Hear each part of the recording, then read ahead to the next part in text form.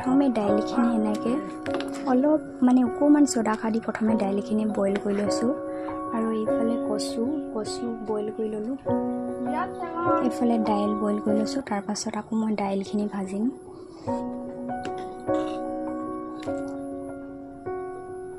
বুট দাইলখিনি বহুত ধুনীয়া হ'ল, একদম ডাঠ হৈছে, ঘুলঘুলীয়া আৰু বহুত ধুনীয়া হৈছে মানে। আৰু এতিয়া গাহৰি মাংসখিনি বনাওঁ।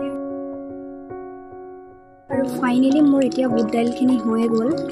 আৰু ককা আইতাৰ শ্ৰাদ্ধ আজি 10-15 জনৰ কাৰণে বনাইছোঁ।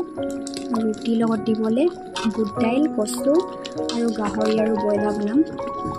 এতিয়া মোৰ বুট দাইলখিনি হৈ গ'ল, এতিয়া বন্ধ কৰি দিওঁ।